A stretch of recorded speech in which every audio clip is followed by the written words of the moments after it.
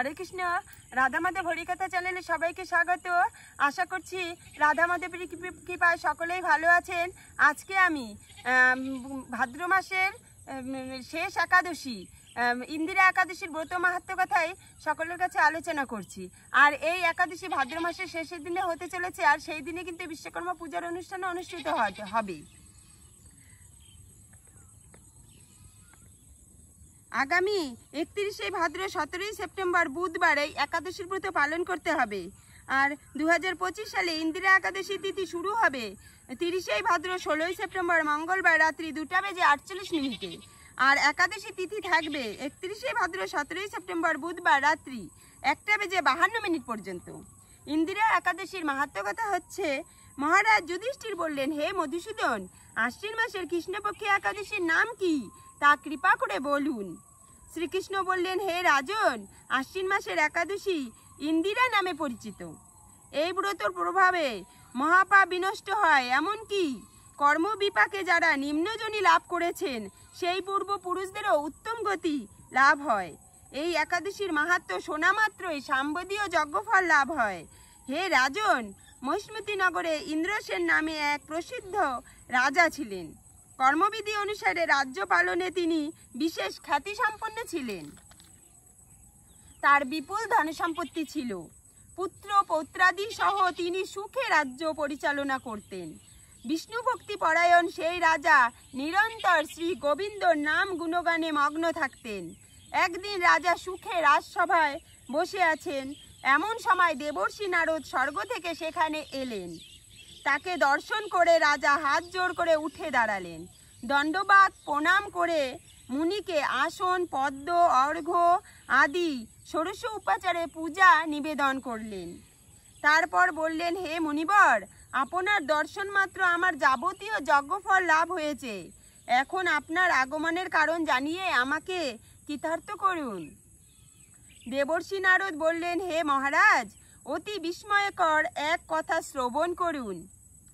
আমি এক সময় যমলোকে গিয়েছিলাম। সেখানে যমরাজের সবাই বহু পুণ্যকারী আপনার পিতাকে দেখলাম। ব্রতভঙ্গ পাপে তাকে সেখানে যেতে হয়েছে। হে রাজন, আপনার পিতা যে সংবাদ প্রেরণ করেছেন আমি এখন তা আপনাকে বলছি। তিনি বললেন, হে ঋষিবর, মহিষ্মতির ইন্দ্রসেন রাজা আমার পুত্র। তাকে বলবেন যে আমি বহু পুণ্য অনুষ্ঠান করলেও কোনো কারণবশত যমালয়ে আসতে বাধ্য হয়েছি। আপনি কৃপা করে তাকে সর্বপাপ নাশক ইন্দিরা একাদশী ব্রত পালন করতে বলবেন। সেই ব্রত প্রভাবে আমি নিষ্পাপ হয়ে স্বর্গলোকে যেতে সমর্থ হব। এই কথা জানাবার জন্যই আমার আগমন। হে রাজন, আপনার পিতার মঙ্গল বিধানে আপনি যথাবিধি ইন্দিরা ব্রত পালন করুন। রাজা জিজ্ঞাসা করলেন, হে দেবর্ষি, সেই ইন্দিরা ব্রতের বিধি কি? কোন তিথি বা কোন পক্ষে এই একাদশীর ব্রত করা কর্তব্য তা কৃপা করে আমাকে বলুন। দেবর্ষি নারদ উত্তর দিলেন, হে মহারাজ, আশ্বিন মাসের কৃষ্ণপক্ষের দশমীর দিন শ্রদ্ধা সহকারে প্রাতঃ স্নান করবেন, মধ্যাহ্নে ভক্তিভাবাপন্ন হয়ে পুনরায় স্নান করবেন এবং রাত্রিকালে ভূমিতে শয়ন করবেন।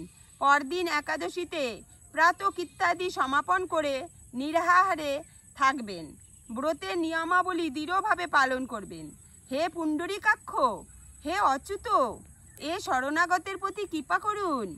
এভাবে শ্রদ্ধা সহকারে শালগ্রাম পূজা করবেন। পিতার উদ্দেশ্যে ব্রতের ফল অর্পণ করবেন। দ্বাদশীর দিন সকালে ভক্তি ভরে শ্রী গোবিন্দের পূজা করে ব্রাহ্মণ ভোজন করিয়ে অবশেষে নিজে মহাপ্রসাদ গ্রহণ করবেন।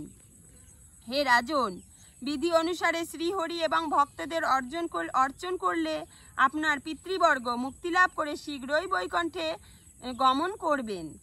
রাজাকে এই উপদেশ দিয়ে দেবর্ষি নারদ প্রস্থান করলেন। রাজা ইন্দ্রসেন মুনিবরের উপদেশ অনুসারে পুত্র পরিজন সহ ভক্তি সহকারে এই ইন্দিরা ব্রতের পালন করলেন। তখন দেবলোক থেকে পুষ্পবৃষ্টি হতে লাগলো এবং তার পিতাও বিষ্ণুলোকে গমন করলেন। তারপর রাজা ইন্দ্রসেন পুত্রকে নিজ রাজ্যভার অর্পণ করে নিজেও বিষ্ণুলোকে ফিরে গেলেন।